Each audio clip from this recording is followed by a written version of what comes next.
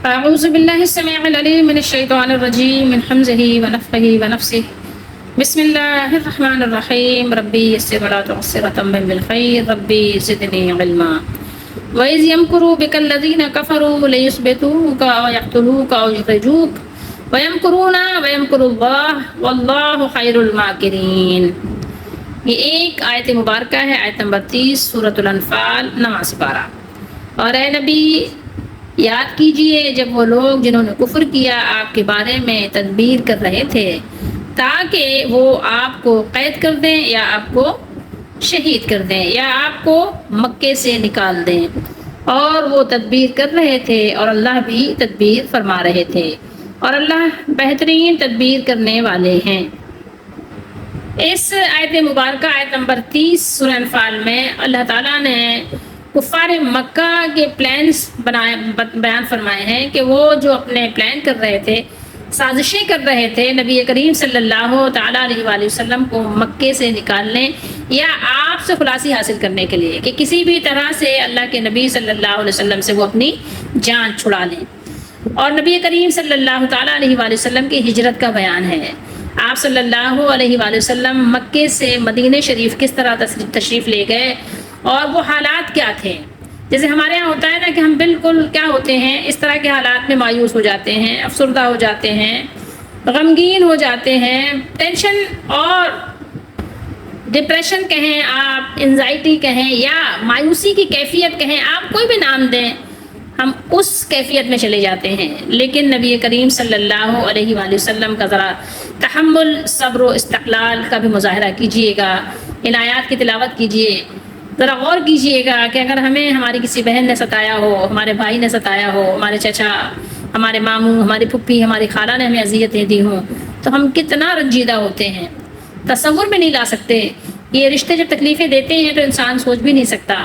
اور نبی کریم صلی اللہ تعالیٰ علیہ وآلہ وسلم کو اذیتیں دینے والے اسی طرح کے رشتے تھے اور بہت ہی قریبی رشتے تھے، اور اگر اس سے ہٹ کر بھی تھے تو وہ محلے والے تھے، اور بہت ہی یعنی کہنا چاہیے کہ بچپن کے، مطلب آپ کہہ سکتے ہیں کہ جہاں نبی کریم صلی اللہ علیہ وآلہ وسلم نے آنکھیں کھولی، جہاں جن کے درمیان آپ نے 40 برس گزارے، اور پھر 40 برس کے بعد مزید آپ 10 12 13 اگر آپ زیادہ انگلش کے حساب سے اور یہ 4 اردو کے حساب سے جو یعنی آپ کے سال ہوتے ہیں اس میں کچھ فرق آ جاتا ہے، اس فرق کو پیش نظر رکھتے ہوئے کم از کم تو آپ 10 سال 11 سال آپ لگائیں، یعنی 50 سال کا جو ایک کہیے کہ صحبت یا ساتھ ٹنور ہے جو وہ کوئی چھوٹا موٹا تو نہیں ہے، آپ کہہ سکتے ہیں نا۔ اور وہی لوگ یعنی ملک میں، شہر میں، وطن میں رہنے نہ دیں، جان کے دشمن بن جائیں، جانی دشمن بن جائیں، اور دشمنی میں اس حد تک بڑھ جائیں کہ وہ مطلب کوئی بھی طریقہ ہو آپ کو اپنے سے دور کر دینا چاہیں۔ ایسی صورتحال میں میرا اور آپ کا کیا حال ہوتا ہوگا کہ کبھی اس سے بھی کم اگر کیفیت ہو، نبی کریم صلی اللہ تعالیٰ علیہ وآلہ وسلم پر اللہ تعالیٰ اپنی رحمتوں کا نزول فرمائے کہ کیسی اللہ تعالیٰ نے یعنی شخصیات ہوتی ہیں نبیوں کی کہ کس انداز سے وہ صبر و برداشت کا مظاہرہ کرتے ہیں، عام انسان اس کا تصور نہیں کر سکتا۔ واقعہ کچھ یوں ہے کہ جب تقریباً تمام صحابہ کرام رضی اللہ تعالیٰ عنہ ہجرت کر کے مدینہ شریف تشریف لے گئے، اور رسول اللہ صلی اللہ تعالیٰ علیہ وآلہ وسلم، ابو بکر اور حضرت علی رضی اللہ تعالیٰ عنہما اور اکا دکا آپ کہہ لیں کہ صحابہ رضی اللہ تعالیٰ عنہ مکے میں رہ گئے، تو کفار کو فکر لاحق ہوئی کہ اگر محمد صلی اللہ علیہ وآلہ وسلم بھی ہمارے یعنی ہاتھ سے نکل گئے اور یہاں سے کہیں چلے گئے، تشریف لے گئے، تو وہ ہمارے لیے بہت بڑا یعنی خطرہ ثابت ہوں گے جو ہمارے قابو سے باہر ہوگا۔ سو ان کی میٹنگ ہوئی، ایک بہت بڑا انہوں نے ایک اپنا اجلاس طلب کیا، اور وہ جگہ جو منتخب ہوئی اس کو دارالندوہ کہا جاتا تھا، وہاں ان کی مجلس ہوئی، وہاں ان کے اپنے پلان تیار ہوئے، اور اپنے جو ان کے کمیونٹی کے لوگ تھے سب کو مدعو کیا گیا، انوائٹ کیا گیا۔ پھر پوری قوم میں اپنی قومی پارلیمنٹ دارالندوہ میں قوم کے مفکرین اور دانشوروں کا جو اجلاس طلب کیا گیا تھا، سب کی رائے حاصل کی گئی کہ ان میں سے کس کی کیا رائے ہے۔ تو بعض کی رائے یہ تھی کہ آپ کو ایک تنگ و تاریک حجرے میں ہمیشہ کے لیے قید کر دیا جائے۔ یہاں دیکھیے اللہ تعالیٰ نے یہ ساری چیزیں بیان فرمائی ہیں۔ پہلے آپ یہ الفاظ بھی دیکھ لیجئے، یمکرو، مکر آپ اردو میں بولتے ہیں نا، اب یہ چونکہ ظاہر مضارع کا صیغہ ہے، یہاں آپ کو یا نظر آ رہا ہے اس لیے، لیکن حروف اصلی دیکھیں گے تو میم کاف را آپ کو نظر آ رہا ہے۔ اب یہ دیکھیں یہاں بھی مکر کا لفظ ہے، آگے بھی یہاں پر یمکرون ہے، اچھا پھر اس کے بعد یمکر اللہ ہے، ٹھیک ہے۔ تو یعنی وہ لوگ تدبیریں کر رہے تھے یا مکر کر رہے تھے، لیکن اللہ کے لیے ہم تدبیر ہی استعمال کریں گے اور ان کے لیے ہم مکر استعمال کر لیں گے۔ تو بہرحال وہ لوگ اپنی یعنی 420 وہاں پر کر رہے تھے نا، فریب کاریاں اس میں لگے ہوئے تھے۔ ثابت قدم رہنا، لیثبتو کا، ٹھیک ہے، یقتلو کا، قتل تو آپ اردو میں بولتے ہیں نا، یا نکال دیں تو قاف تا لام حروف اصلی بنتے ہیں۔ یخرجو کا، ایگزٹ، خراج، خارج، خروج اردو میں بولتے ہیں نا آپ، تو یہ وہی ہے، ٹھیک ہے۔ کیا ہوتا ہے؟ نکال دینا، نکل جانا، ٹھیک ہے، صیغے کی تبدیلی سے معنی بدل جاتے ہیں، بہرحال تو یہ الفاظ ہیں۔ تو اب آپ یہاں دیکھیں گے تو آپ کو خود ہی پتہ چل جائے گا کہ الفاظ سے کہ یعنی نکال دینا چاہتے تھے اور آپ کو کیا کرنا چاہتے تھے، لیثبتو کا، ٹھیک ہے۔ تو یعنی آپ کو ایک جگہ یعنی بالکل اسٹک کر دینا چاہتے تھے، ٹھیک ہے۔ آپ یہاں یہ معنی بھی لے سکتے ہیں اور ہے بھی یہی معنی، ٹھیک ہے۔ آپ کو ایک جگہ یعنی حب سے بیجا میں آپ کو قید کر دینا چاہتے تھے، جہاں ایک جگہ انسان چمٹ کے رہ جاتا ہے، کیا ہوتا ہے، آپ قید خانے سے کیا نکل سکتے ہیں؟ کیا نہیں نکل سکتے۔ اسی طریقے سے ہم دین اسلام پر بھی ثابت قدم رہنے کو بھی کہہ دیتے ہیں نا، اسی سے انسان چمٹ جاتا ہے، اس سے ہٹنا نہیں چاہتا، جیسے قید خانے میں چمٹ جاتا ہے۔ تو اسی طریقے سے یعنی آپ کو وہ قید کر دینا چاہتے تھے، یا آپ کو وہ شہید کر دینا چاہتے تھے، یا وہ آپ کو نکال دینا چاہتے تھے۔ تینوں باتیں یہاں پر بیان ہوئی ہیں، آپ دیکھیں آپ کے سامنے ہیں۔ تو ان کی اپنی مکاریاں یہ تھیں، ان کے اپنے مکر 420 یعنی یہ کہیے کہ یہ تھی کہ چاہتے تھے کہ ہمیشہ کے لیے کسی قید خانے میں آپ کو وہاں پر قید کر دیا جائے۔ بعض کی رائے یہ تھی، بعض نے کہا کہ یہاں سے جلا وطن کر دیا جائے، نکال دیا جائے، ٹھیک ہے، خروج، ٹھیک ہے، یہاں سے نکال دیا جائے آپ صلی اللہ تعالیٰ علیہ وآلہ وسلم کو، ٹھیک ہے۔ لیکن آخر کار فیصلہ جو ہے وہ ابو جہل کی رائے کے مطابق ہوا۔ سب نے اپنی اپنی تجاویز رکھی، سب سے رائے لی گئی، سب کی آراء طلب کی گئی، لیکن یہ ہے کہ اہمیت کس کو حاصل ہوئی؟ ابو جہل کے رائے کو اہمیت حاصل ہوئی۔ تو اسی کا آپ یہ سمجھیے کہ اللہ تعالیٰ نے یہاں پہ خلاصہ بیان فرمایا ہے کہ ایک رائے یہ تھی کہ آپ کو قید کر دیں اور موت تک، زندگی کے اختتام تک وہاں سے نہ نکلنے دیں، لیکن اس پر یہ امکان سامنے آیا کہ ان کے ساتھی کارروائی کر کے انہیں چھڑا لیں گے۔ کیوں؟ اس لیے کہ ان کو معلوم ہو چکا تھا کہ اہل مدینہ اسلام کی روشنی سے روشن ہو چکے ہیں، مدینے میں اسلام کی روشنی پھیل چکی ہے، اور اس کی وجہ سے کفار مکہ کو بہت زیادہ پریشانی بھی تھی اور یہ فکر بھی لاحق تھی، دامنگیر ہو گئی تھی کہ کہیں رسول اللہ صلی اللہ تعالیٰ علیہ وآلہ وسلم بھی ہجرت کر کے انہیں کے پاس نہ چلے جائیں، اور ان کا ذہن یہ کام کر رہا تھا کہ اگر ایسا ہوا تو پھر اسلام کے خطرے کا سدباب ان کے اختیار سے باہر ہو جائے گا۔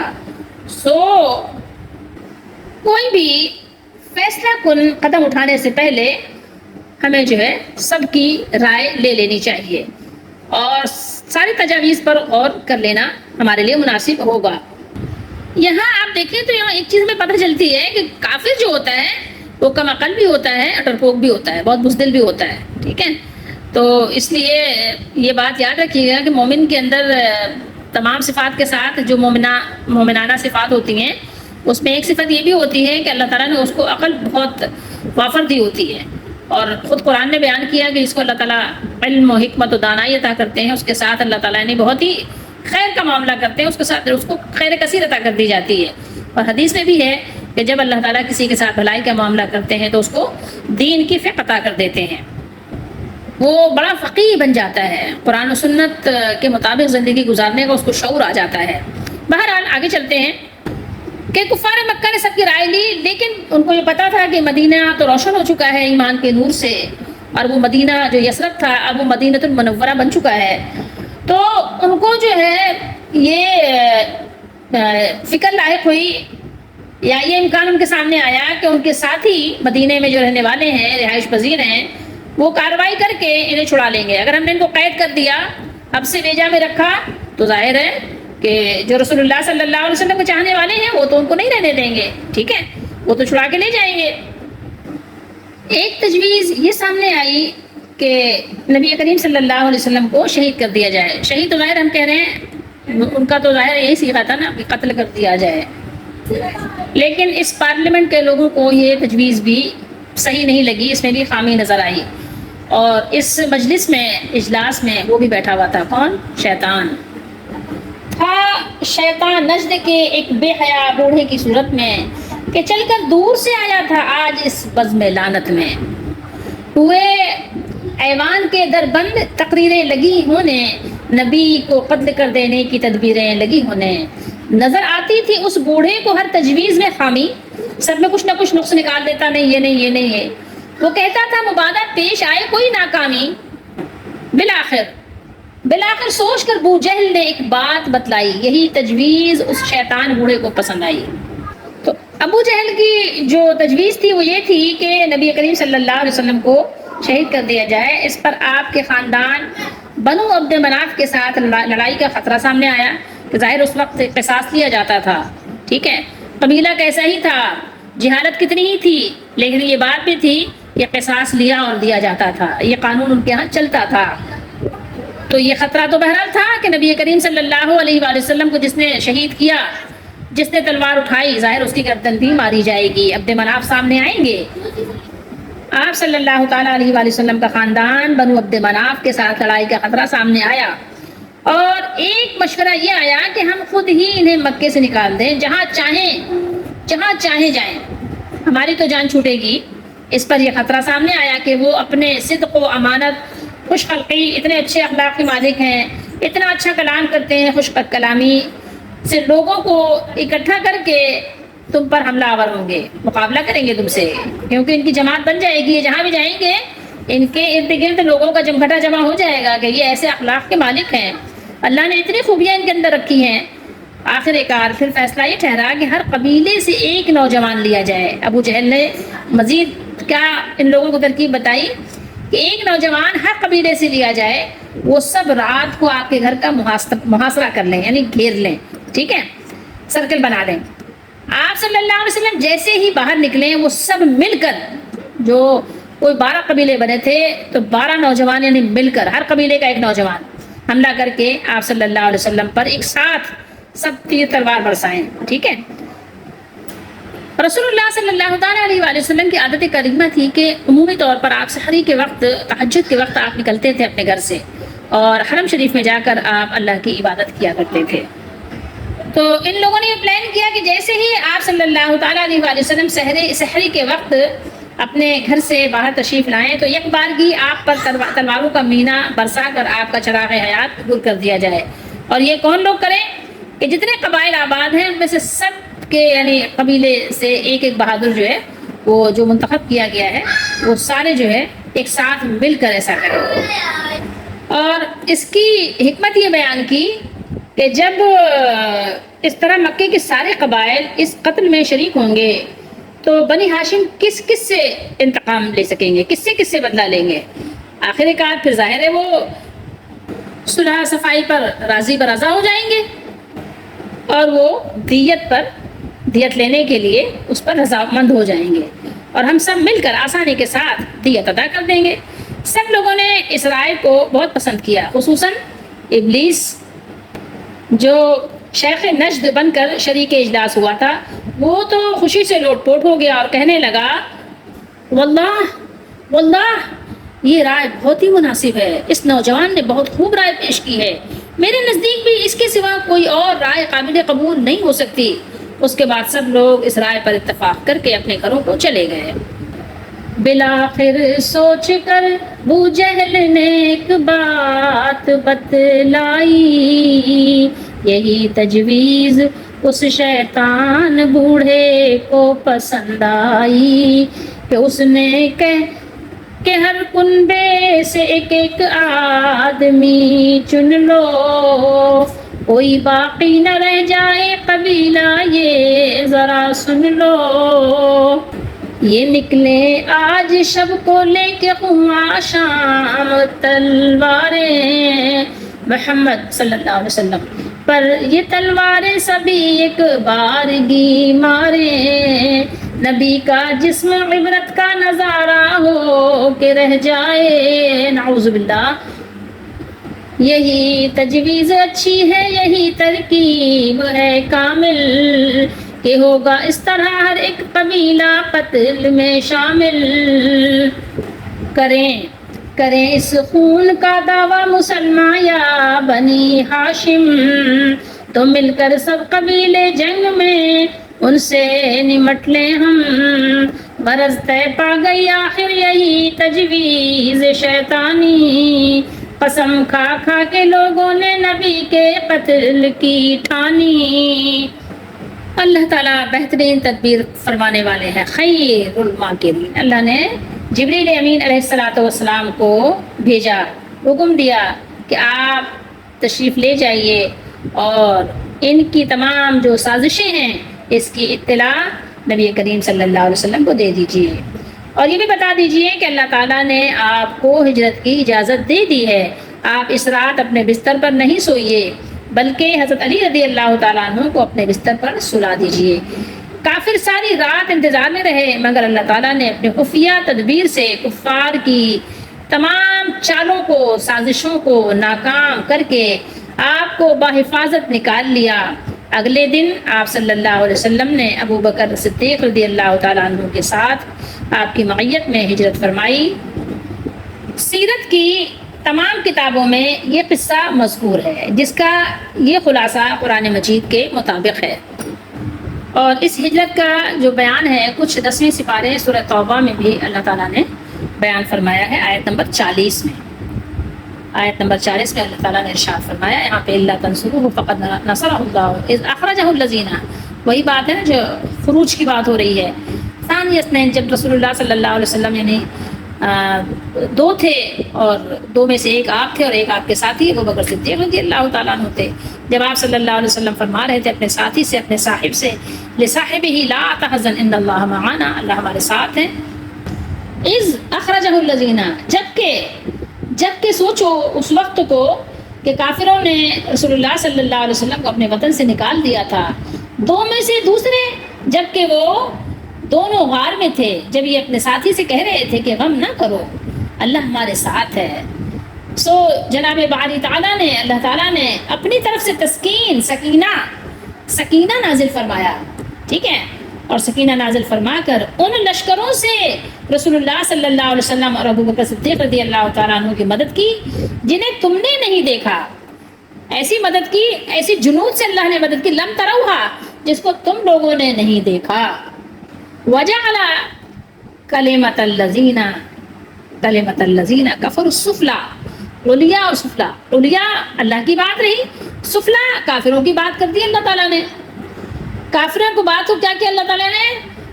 پست کر دیا، ذلیل کر دیا، نیچا دکھا دیا کافروں کو اللہ تعالیٰ نے، اور اللہ تعالیٰ نے اپنے کرم اور فضل سے اپنے پیاروں کی مدد فرمائی۔ وَكَلِمَةُ اللَّهِ الْعُلْيَا، بلند و بالا تو اللہ ہی کا کلمہ ہے، عزیز اور بلند تو اللہ کا کلمہ ہی ہے، اور وہی ہو سکتا ہے، اور اللہ تعالیٰ غالب ہے، حکمت والا ہے، واللہ عزیز حکیم، وہ عزیز بھی ہے اور وہ حکیم بھی ہے، ہر کام میں اس کے حکمت پوشیدہ ہے۔ یہاں بھی کچھ نہ کچھ اللہ تعالیٰ نے اس کے بارے میں بیان فرمایا ہے۔ غار میں اللہ تعالیٰ نے دو صورتوں کو بیان کیا مدد کا، کہ ایک صورت یہ بیان فرمائی کہ سکینہ نازل کیا، اور دوسری صورت اللہ نے ایسے جنود سے مدد کی جس کو ان لوگوں نے دیکھا ہی نہیں۔ بخاری شریف کی حدیث شریف، حدیث نمبر 4663 پر یہ بات یہاں پر ہے کہ ابو بکر صدیق رضی اللہ تعالیٰ عنہ نے بیان کیا کہ فرائض و آثار المشرکین، جب مشرکین کے قدم دیکھے اپنے سروں پر کہ وہ آ گئے ہیں بالکل غار پر اور اوپر کھڑے ہوئے ہیں، تو کہا، قل تو میں نے کہا اللہ کے رسول صلی اللہ علیہ وسلم سے کہ یہ دیکھیے ان کے، اگر ان لوگوں نے ذرا سا بھی قدم اٹھایا، ان میں سے کسی ایک نے بھی، رفع قدم ہو رآنا، ہم تو کو دیکھ لیں گے، ہم کو یہ دیکھ لیں گے، تو پھر آپ صلی اللہ علیہ وسلم نے فرمایا، ما ظنک، آپ کا کیا خیال ہے، آپ کا کیا خیال ہے ان دو کے بارے میں جن کا تیسرا اللہ ہے؟ تو جن کا والی اللہ ہو بھلا وہ کیسے نقصان پہنچا سکتے ہیں؟ تو یہ بہرحال یہ سارا بیان ہے قرآن مجید کی آیات کی روشنی میں، احادیث کی روشنی میں۔ پھر یہی حدیث 3653 پہ بھی بیان ہے یہ حدیث شریف مسلم شریف میں بھی موجود ہے 6169. یہاں پر بھی حضرت ابوبکر صدیق رضی اللہ تعالیٰ عنہ کا بیان ہے کہ فرمایا کہ مشرکوں کے پاؤں دیکھے اپنے سروں پر اور ہم غار میں تھے. میں نے عرض کیا یا رسول اللہ صلی اللہ علیہ وسلم اگر ان میں سے کوئی اپنے قدموں کی طرف دیکھے تو ہم کو دیکھ لے گا. اگر یہ لوگ اپنے قدم کی طرف دیکھیں، اور بخاری میں ہے کہ اگر اپنا پاؤں اٹھائیں اپنا قدم، نظر الی قدمیہ ابصرنا تو یہ ہم کو دیکھ لیں گے. ٹھیک ہے، یہاں پر آپ صلی اللہ علیہ وسلم نے ان کو تسلی دی کہ آپ کا کیا خیال ہے، آپ کیا سمجھتے ہیں ان دونوں کے بارے میں جن کے ساتھ تیسرا اللہ بھی ہے. اے دوستو یہ راہ کے روڑے تو کچھ نہیں، اے دوستو یہ راہ کے روڑے تو کچھ نہیں، آگے بڑی چٹان ہے ہمت نہ ہارنا، تم موم کے نہیں کہ پگھل جاؤ دھوپ میں، سورج ہی سائبان ہے ہمت نہ ہارنا، ہمت نہ ہارنا. اب یہ ایک ہی آیت ہے کہنے کو، لیکن دیکھیے اس میں کتنی ساری ہمارے لیے اللہ تعالیٰ نے تسکین رکھی ہے یہ واقعہ بیان کر کے.